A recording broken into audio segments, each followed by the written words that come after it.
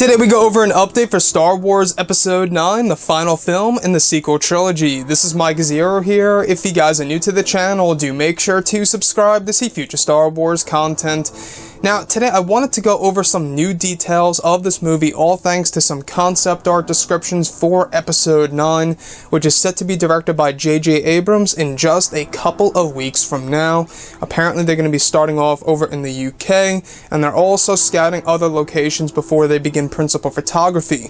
But looking past all of this, one of the concept art descriptions may very well make fans wonder to themselves if JJ is going down the route of Star Wars Return of the Jedi with the whole Jabba the Hutt type of situation. So one of the concept art descriptions goes over how Poe and Finn are bowing down to a hut which is said to be Rata, the son of Jabba the Hutt, with Rose standing in the background in front of the entrance, another figure in a trench coat against a wall with a cup in his hand.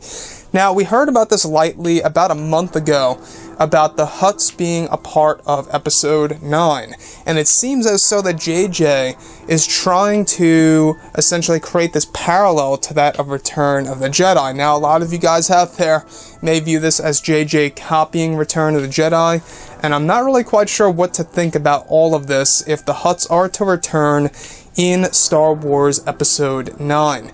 Now, Jabba the Hutt just made sense, because Luke Skywalker lived on Tatooine. It made sense for him to go back, because he had to rescue Han Solo, because the bounty hunter Boba Fett delivered Han Solo, to Jabba, and that's where they had that whole entire rescue. But in Episode 9, it's going to be interesting that if this concept art actually comes into fruition in the final version of the movie, where you have Poe, Finn, Rose, and this figure in a trench coat, which I believe could be DJ, portrayed by Benicio del Toro. It's a possibility.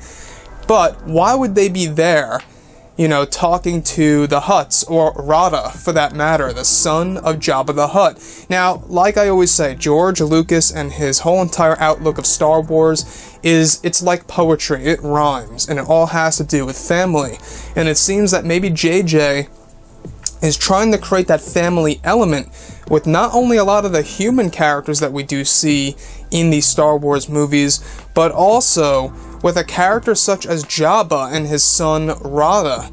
And we could very well see this in Episode 9, where that family element is actually seen in that part of the Star Wars characters in the whole entire universe and franchise. So when I'm looking at Episode 9, the fact that he's combining all this prequel trilogy stuff and original trilogy stuff, and it's even said that they're going to be putting in a lot of Clone Wars material and Rebels material that will indeed have some kind of connections, I think that this makes all the more sense, because Rata is indeed a part of that. In case you guys didn't watch those shows, go ahead and check it out. You will learn a little bit more about Rata. He's not a huge piece of the animated TV shows when it comes to Star Wars, but it is canon material, and it is very interesting stuff for sure.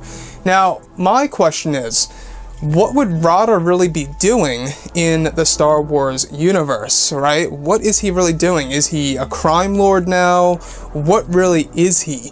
And we do know that it seems like they started doing this, with Solo: A Star Wars Story. They wanted to introduce more of that criminal underworld element. So it's quite possible that both Finn, Poe, Rose, and maybe even DJ are actually on the run or trying to discover something by going into the underworld, the criminal underworld organizations, where they bump into Rata, and maybe they need his help. Maybe they need his resources for something to go up against the First Order, perhaps. There's a ton of possibilities out there. Now, I will admit, the one thing that I really don't want to see happen with Episode 9 is where, if it's like a beat for beat of that of Return of the Jedi, in which I really don't think it will be. I think there will be some parallels here and there, and I do believe that the Hutts are going to be a big parallel to that of Return of the Jedi, but I really don't think that Episode 9 is going to be a beat-for-beat situation of Return of the Jedi, just like how The Force Awakens was to A New Hope. In fact, that was one of the big complaints of the movie by JJ, is that The Force Awakens was way too similar to that of A New Hope, and a lot of people were disagreeing with that format. Now, do realize that back then, they were playing it safe, 100% safe, just to get Star Wars back on track and letting fans know that Star Wars is here. And then we got The Last Jedi, and that was supposed to be completely different, in which it sort of was, but it might have been way too different because that's why there's a lot of backlash. They treated Luke Skywalker in a totally different way. They altered the Force a little bit, where Luke Skywalker could just turn off the Force.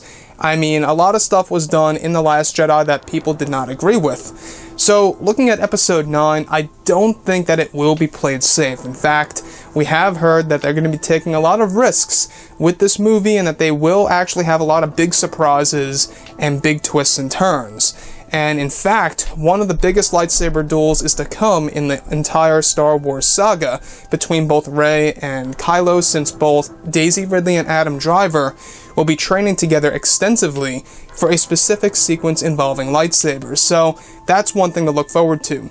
But anyways, guys, let me know what you think about this below in the comments, and if you guys did enjoy the content for today, do make sure to drop a thumbs up on this video to support the channel. I thank you all so very much for the kind support, and I'll catch you guys next time.